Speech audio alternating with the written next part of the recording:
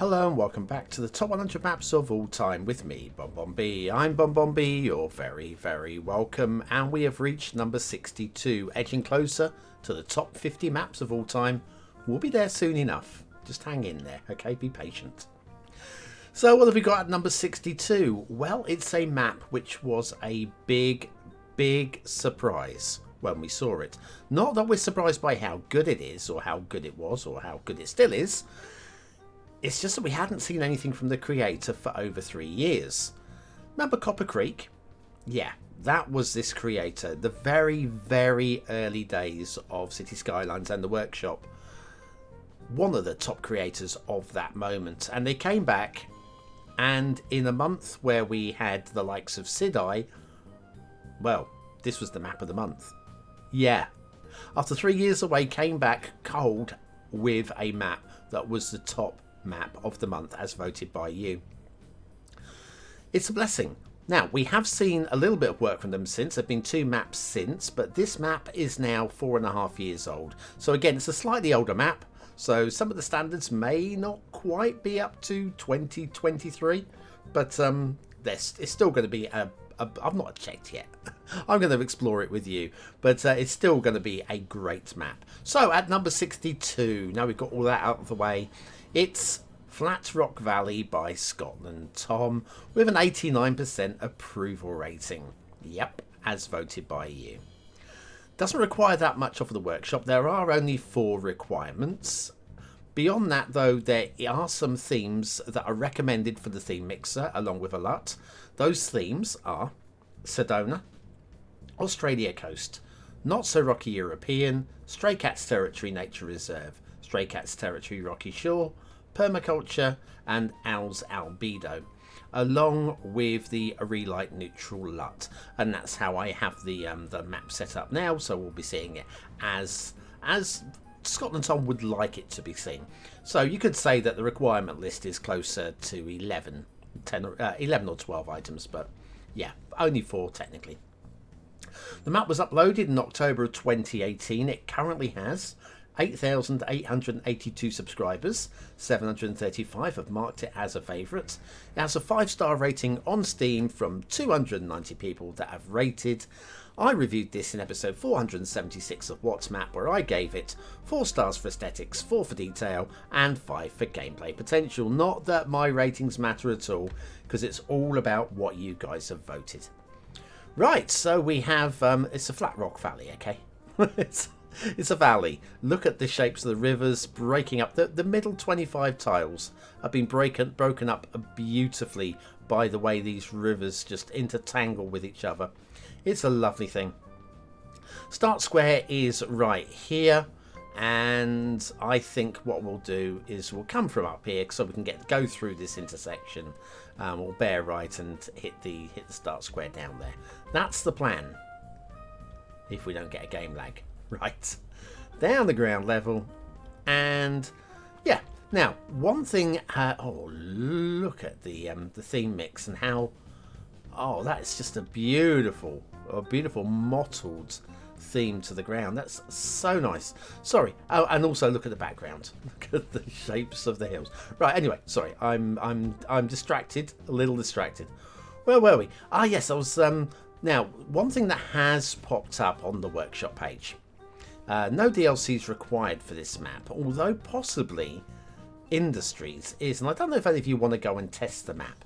If you don't have Industries, and if you do have Industries, and it does Scotland Tom a favour, although it's the discussion was from, I don't know, a few years ago now, 2, maybe 3 years ago.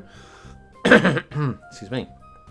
And that is that apparently there's a weird glitch in the map that the map will be broken if you don't have Industries. Now, the map doesn't actually require anything from Industries, from what I can tell. I have currently loaded up the map without Industries. I don't have Industries enabled at the moment. And as you can see, it definitely seems to be working fine. There's no reason why you can't have a good city build, in my opinion, if you own Industries. But apparently there are not just one person, but a few people over. Got a little bit of early map water rippling going on here. I shall speed the simulation up soon, and we'll have a little look. Just make sure that that sorts itself out. I'm sure it will. I don't really give the maps time to settle down on these top 100 flyovers. I should. I'm so busy collating all the information that's required for the voiceover that I just forget. I've left this running for a little while. I just haven't left it running for long enough, probably. Big intersection there. Look at the sweep and the swoop on that. And then we said we're going to head right, so we can head down towards the start square over this way. So yeah, it just has a real nice builder's feel to it, doesn't it? It's always about a builder's feel, isn't it?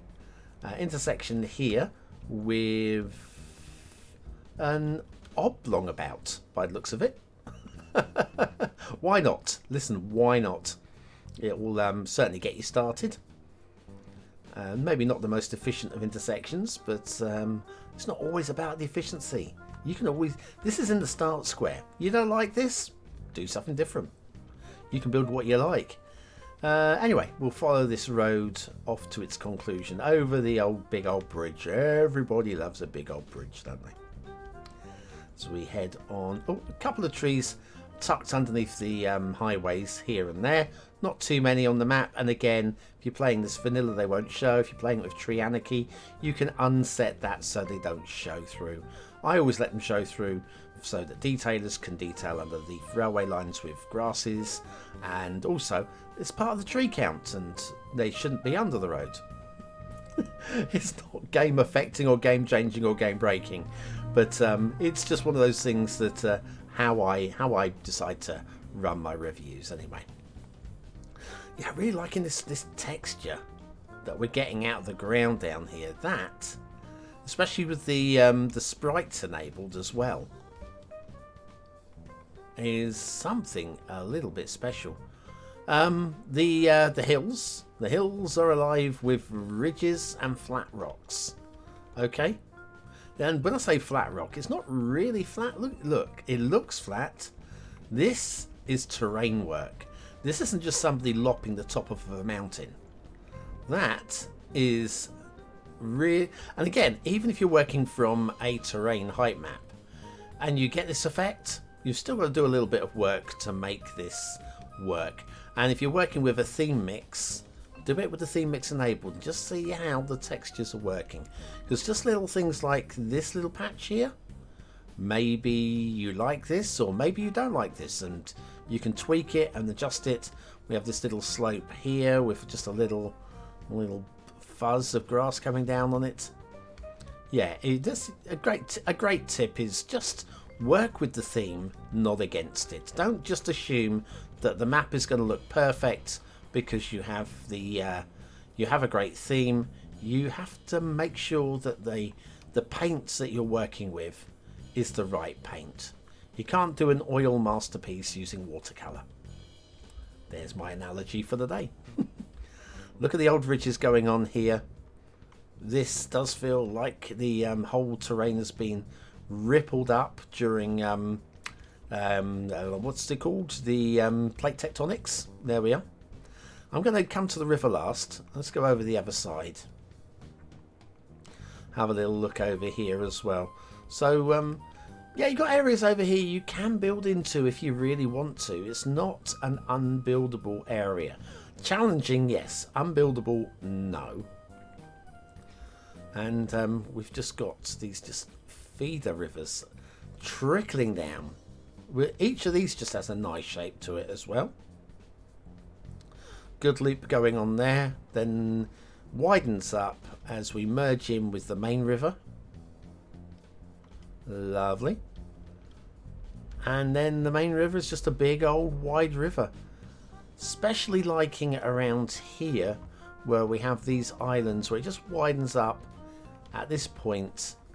I don't think you'd be doing any building over here. Maybe a little, you know, something like a boathouse or something like that in detail, and just some detailed areas rather than going to anything huge. Maybe a bird sanctuary on this big island.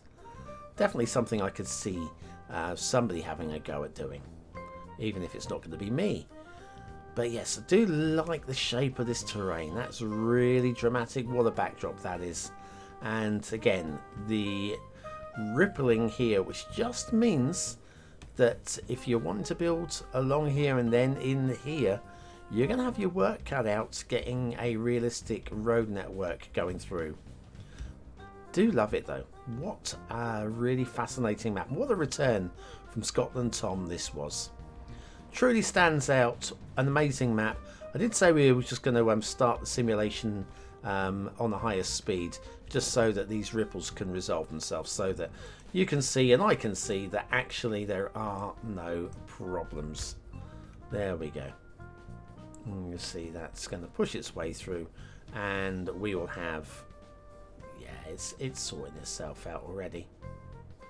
As long as there's no, my concern would be the bend here, because bends can, especially when we've got the confluence here, this can be the cause of rippling in rivers.